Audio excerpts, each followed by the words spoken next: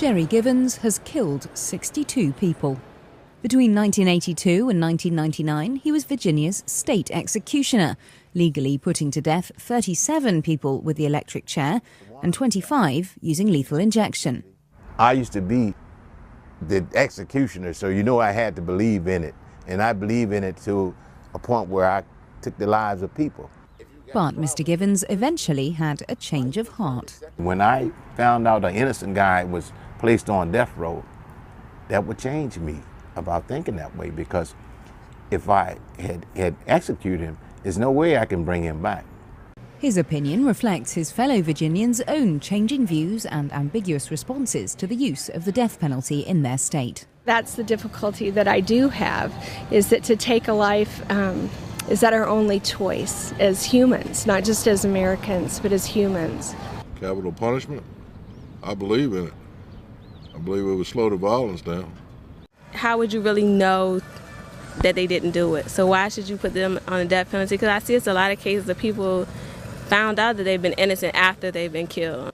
Suja Graham could easily have been one of those cases. He spent 3.5 years on death row for a crime he didn't commit, and recalls the moment he was finally told to prepare himself for execution. Just hoping it'll be quick. That's all you can hope. You don't want it to happen, but you don't want him to suffer. See, just a psychological fact of being subjected to the death penalty is enough torture. But when you sit there and you see 47 people walk down, you don't know when your day was going to come. With strong legal support and 4 trials, Suja was ultimately acquitted on all charges and released in 1981, joining a group of over 140 Americans wrongfully sentenced to die. We can resolve our problems and deal with our problems in society without having to resort to killing to prove they're killing. It's wrong. We must evolve.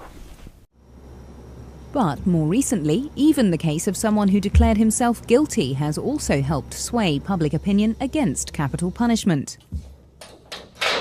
Clayton Lockett, a convicted murderer and rapist, was being put to death by lethal injection in Oklahoma when the vein in his groin used to supply the drugs collapsed. 43 minutes into the process, Lockett died of a heart attack. President Obama has called the case deeply troubling, and experts say he's not alone. For those states that are having serious questions of their own about the death penalty, this is the very sort of bad publicity that would make a state say, why? Why are we doing this? It's cost, it's grossly incompetent counsel, defense counsel. It's study after study that has shown racial discrimination in the administration of the death penalty. It's geographic arbitrariness. I mean, the fact of the matter is it's 10 to 15% of local jurisdictions, of counties in the United States that are actually using the death penalty. That's a very small percentage. This path doesn't just show the border between 2 US states, it also highlights their differences when it comes to dealing with the issue of capital punishment. In one state, West Virginia, to my right, if I commit murder, I face the possibility of life in prison without parole. But to my left, in Virginia, the same crime could land me on death row. Just a few miles into West Virginia, Debbie Newell is mourning the loss of her 7-year-old daughter, Jessica. She wants the killer to be put to death, not kept in prison for life. They're protecting, as far as I'm concerned, an animal. They had evidence, true evidence that he did this. Fingerprints, fibers, blood.